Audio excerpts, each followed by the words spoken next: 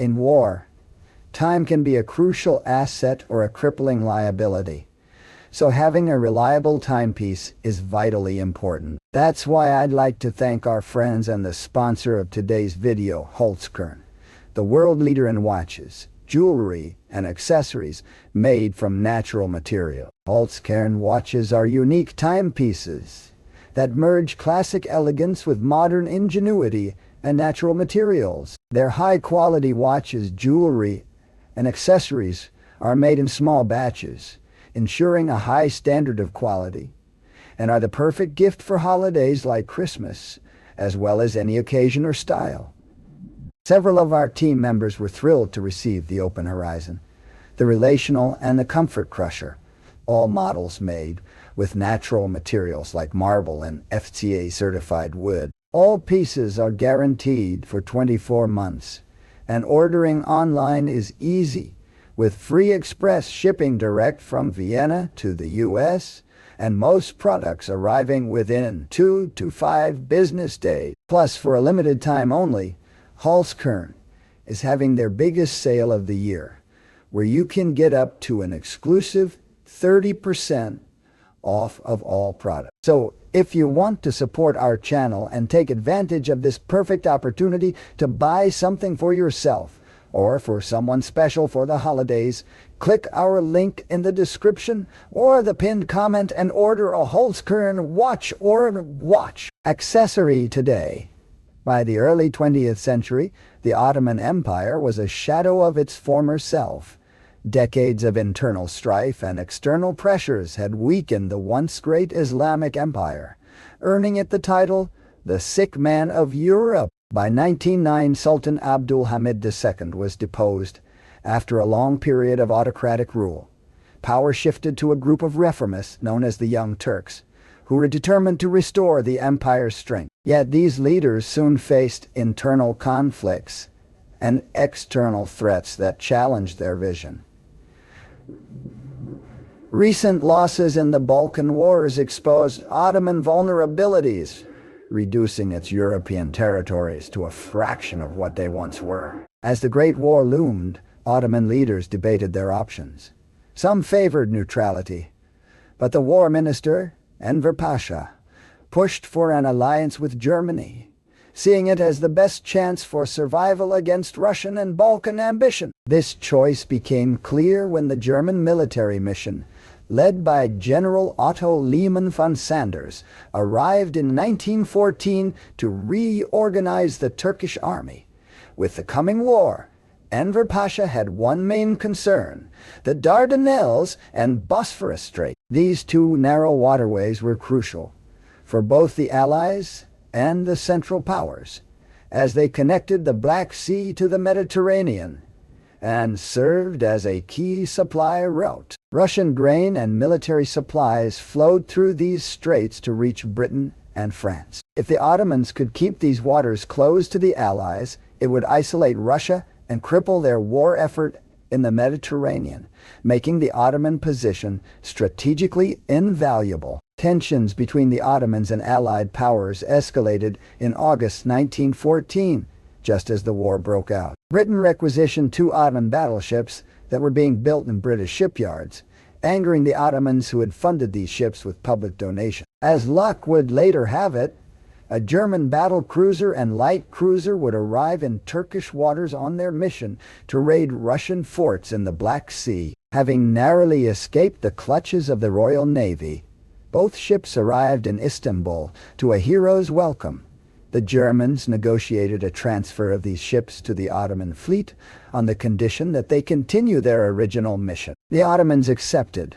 The arrival of these ships dramatically shifted the balance as Germany promised military support and Turkish leaders agreed to a secret alliance with them. Now renamed and flying Ottoman flags, these new ships sailed out into the Black Sea, bombarding Russian positions all along the coast and pulling the Ottoman Empire into the war on the side of the Central Powers. In doing so, they effectively closed the straits to the Allies, forcing Russia to rely on its northern sea routes and prompting the British to devise a plan to force open the Dardanelles and relieve pressure on their Russian ally. On November 3, 1914, an Ottoman fort at Sedulbahir found itself suddenly under attack by British and French ships, who struck the Ottomans before formally declaring war on them. The probing bombardment managed to hit a magazine that killed 86 soldiers.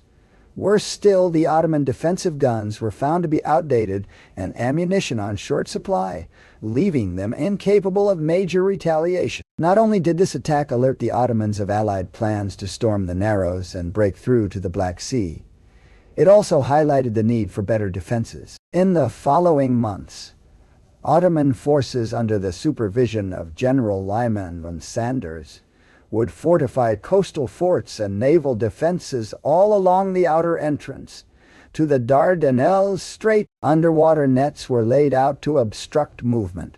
Searchlights were placed to hinder nighttime operations, and hundreds of mines were laid in an effort to make the strait completely impassable. On February 19, 1915, troops stationed at the forts in Sedulbahir and Kumkalar braced for the incoming Allied assault. Dreadnoughts and battleships of the French and British fleets opened fire off the coast, hoping to pummel them at range and close in to dismantle the Ottoman defenses. Turkish forces lay in wait as British ships closed in to survey the damage, only to unleash a fierce barrage of artillery fire, forcing the British to scurry back out to sea. The Allies were unprepared by this level of Ottoman tenacity. More importantly, they were unaware of the extensive minefield that now covered the narrowest stretch of the Dardanelles, turning it into a naval death trap. On March 18th, the decisive moment came when Allied fleets renewed their assault in what they hoped would be the final push. As they entered the straits, the French battleship Uve struck a mine, capsized and sank within minutes, losing nearly her entire crew. Panic spread as two more British warships, HMS Irresistible and HMS Ocean, met the same fate. Mounting casualties and damages to Allied ships forced their commander, Admiral John de Robeck, to recall the ships from battle and devise a new plan of attack. For the Ottoman defenders, the naval battle of March 18 was a stunning victory. The mines, coastal artillery, and the sheer resolve of the Turkish forces had shattered any myth of Allied naval invincibility. With the aid of German advisors, Ottoman intelligence learned that the Allies were planning a large-scale land invasion to capture the Gallipoli Peninsula and neutralize their coastal defenses from the ground. However, these reconnaissance reports did not state where exactly the Allies would be landing, which meant that the Turks were left with the difficult task of defending a long coastline without the ample forces needed to completely cover the area. Taking charge of this defense was the newly created Ottoman Fifth Army. Under the strategic oversight of General von Sanders, the Fifth Army was split into multiple corps and command areas, with the Third Corps fortifying key areas along the Gallipoli Peninsula. Third Corps Commander Isat Pasha organized a series of comprehensive defenses to be implemented by his divisions, which included the digging of extensive trench systems, setting up barbed wire, and placing machine guns at key points to create deadly zones of fire. Von Sanders also deployed artillery batteries, both modern and older models, to cover potential landing sites with overlapping fields of fire. Special attention was given to Erebranu and Cape Helles, where Allied landings were anticipated. Since von Sanders knew he lacked the numbers required to prevent Allied landings, he adopted a different approach. Small units were positioned along the beaches to immediately engage the invaders and delay their progress, while larger forces were held back in deeper positions, ready to counterattack once the main landing sites were confirmed. This was part of a flexible tactic known as defense from the deep, or defense in depth, which involved initially allowing Allied forces to land, but then swiftly counterattacking to drive them back into the sea. To ensure these defenses held, the 9th Division under Khalil Sami Bey and 19th Division under Mustafa Kemal Pasha were positioned at the tip of Cape Helles and along the Aegean coastline, controlling the high ground to repel any potential Allied advance. To assist with this, over 30,000 civilians were evacuated from key areas to prevent any potential aid to the enemy. Interestingly enough, both Khalil Sami and Mustafa Kemal disagreed with von Sander's plan, with Khalil himself later quarreling with his German superior over the campaign and getting dismissed as a result. For the time being, however, both commanders fulfilled their orders as planned.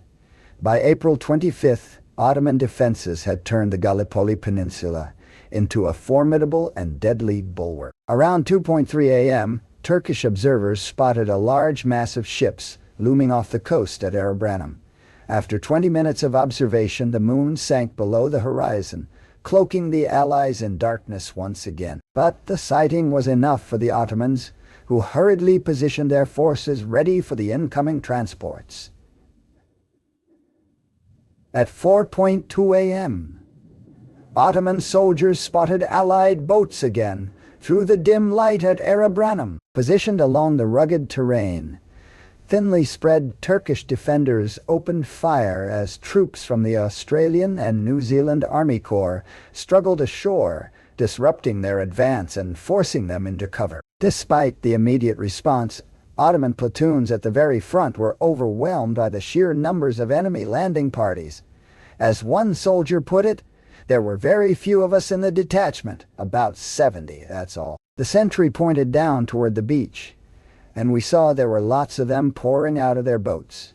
We opened fire, and they dropped down on the beach with their guns in their hands. As more Allied boats continued to land, Turkish firepower made it costly for the invaders to secure their positions. Squad commanders maneuvered carefully, attempting to intercept and counter enemy troops moving toward higher ground. Communication among Ottoman forces was crucial, but challenging, as orders and field telephone messages were rapidly exchanged between field units and divisional headquarters, often stressing the need for reinforcement. Turkish forces managed to inflict significant losses on Allied forces, exploiting their knowledge of the rugged terrain. Yet the overwhelming number of Anzac troops began to consolidate their foothold, moving up the ridges despite heavy resistance and Turkish artillery fire. Von Sander's strategy of defense from the deep was now being tested to its absolute limit. As more Anzac units landed, the situation grew increasingly desperate for the thinly stretched Ottoman platoons who were pushed further inland as the battle raged on. From late April onwards, the battle lines shifted slowly but violently inland, with both sides suffering heavy losses in brutal close-quarters combat. The Ottomans were successful in preventing the capture of Prithia over 4 separate battles, but at the same time were forced into a number of unprepared counterattacks. In May alone, the Ottomans lost nearly 10,000 men in 2 separate night attacks at Erebranu. In the meantime, Mustafa Kemal continued to prove himself as a capable military leader, with the battle for Baby 700 seeing Kemal give out his infamous directive, "I don't order you to attack, I order you to die. In the time it takes us to die, other troops and commanders can come and take our places." While somewhat callous, this command was a reflection of the Ottoman troops, who bravely threw themselves into moments of certain death, despite suffering from battle fatigue, exhaustion, and faltering morale. Throughout June and July, the defense at Gallipoli had settled into a grueling stalemate. Both sides dug in, failing to break the impasse as costly offensives left minimal gains. Ottoman fears of a rapid Allied breakthrough began to subside. However, the protracted fighting had led to appalling casualties for the Ottoman defenders. Worse still, many local commanders had to grapple with a severe shortage of supplies, ammunition, and reinforcement. On August 8th, General von Sanders telephoned Kemal at 19th Division headquarters. He was concerned about the faltering defenses at Suvla Bay. During their conversation, when Sanders expressed concern over the dire situation, noting the critical state of the front lines where Anzac forces were still landing reinforcement. Intuitively, Kemal insisted on unifying the disparate Ottoman defenses under his single command. Von Sanders was impressed by Kemal's resolve and clear vision, and agreed to the proposal after consulting other senior officers. He immediately placed Kemal in command of the Anafarta sector, giving him authority over all the forces in the area. This meant that the Ottoman defenses now hinged on Kemal, who was successful in preventing the Anzacs from pushing out of Suvla Bay, but soon had to contend with other sectors coming under Allied attack. Upon receiving reports of more enemy landings at Erebranu, Kemal was forced to make a bold decision. Kemal swiftly ordered his 57th Regiment to move towards the high ground near Sari Bair, knowing that the ridge's various peaks would be needed to repel the incoming Allied advance. The high peak of Chunak Bair became a crucial target as troops of the 57th Regiment were rushed to the position in a forced march. Arriving near Chunak Bair, Kemal rallied the scattered remnants of the 27th Regiment, who were retreating and low on ammunition, and positioned his forces along the ridges. By mid-morning, Turkish troops, supported by artillery and machine guns, effectively used the steep terrain to their advantage, creating deadly kill zones that repeatedly scattered the Anzac assault. Despite being outnumbered, Kemal's tactical acumen played a critical role in stalling the enemy's progress toward key objectives.